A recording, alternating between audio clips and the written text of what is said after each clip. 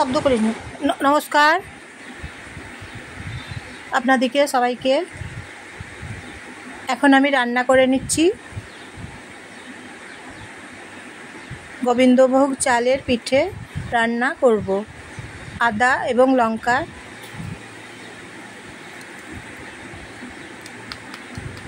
বেটে দেবো। গোবিন্দভোগ চালগুলো বেটে নিচ্ছি, পেস্ট করে নিচ্ছি। সাদা কলাই ডাল বেটে নিচ্ছি। বিউলি কলাই ডাল বেটে নিচ্ছি। আদা এবং লঙ্কা বেটে নিচ্ছি। নুন দিয়ে দিচ্ছি পরিমাণ মতো।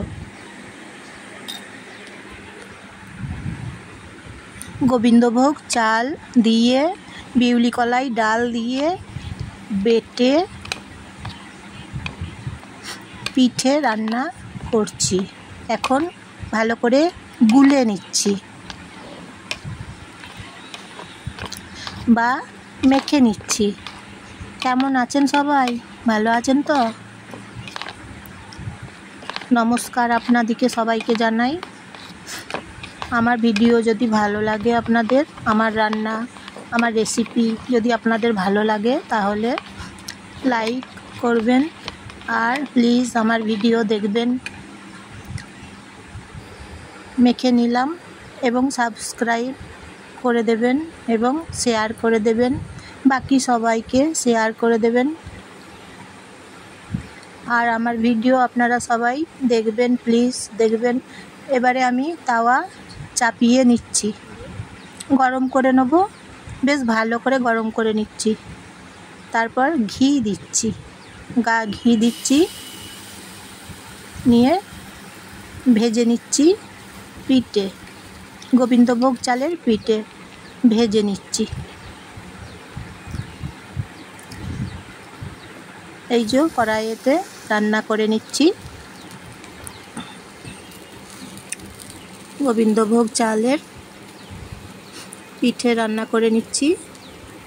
খেতে খুব সুন্দর এবং অসাধারণ হয়, মুচমুচে একদম এই খাবার হয়।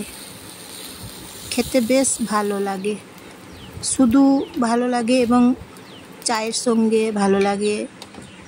টিফিন খাবার মনে করেন যদি হয়, তাও টিফিন খাবার চলবে। এটা ভেজে নিচ্ছি গোবিন্দভোগ চালের পিঠে রেসিপি। কড়াইয়ের মধ্যে একটা করে ছেড়ে দিচ্ছি চালের বাটা, তারপর খুন্তি করে উল্টে দিচ্ছি, দু পিঠ ভেজে নিচ্ছি।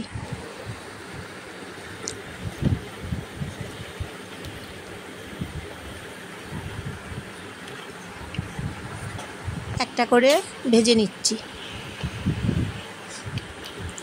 দু পিঠ ভেজে নিচ্ছি। একবার উল্টে দিচ্ছি। হচ্ছে চালের পিঠে। কড়াইয়ে আবার একটা দিলাম,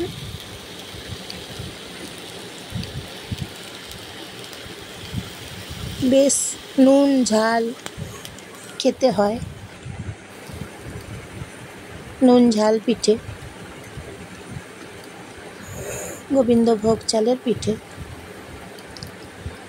এই রেসিপিটা খুব সুন্দর।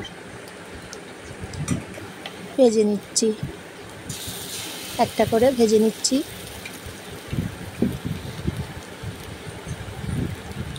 কড়াইয়ে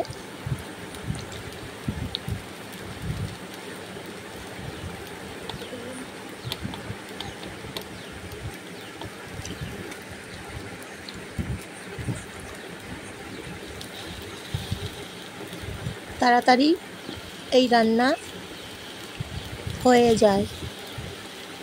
যখন মনে করুন কারো এইভাবে খেতে ইচ্ছে করছে তখন এইভাবে বানিয়ে নিতে হবে, তাহলে দেখবেন খেতে খুব ভালো লাগছে।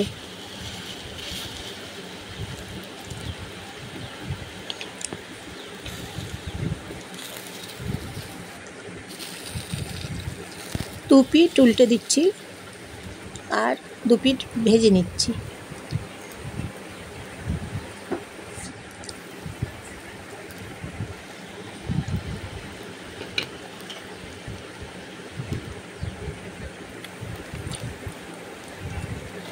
একটা করে ভেজে নিচ্ছি এবং অন্য পাত্রে রেখে দিচ্ছি।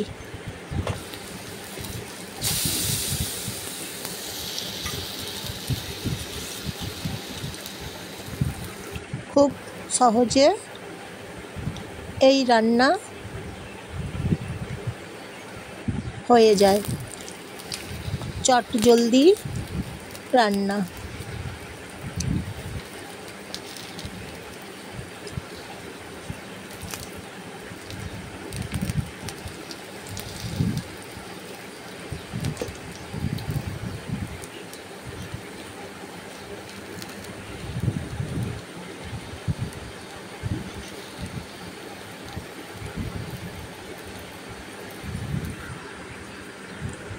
এই যে দেখুন, এইভাবে বানিয়ে নিচ্ছি। ঘি দিচ্ছি, ঘি দিচ্ছি।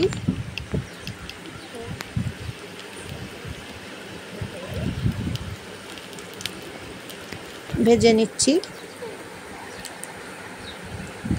গোবিন্দভোগ চালের পিঠে। একটা করে এই যে দেখুন ভেজে নিয়েছি, অন্য পাত্রে রেখেছি। হয়ে গেল আজকের মতো।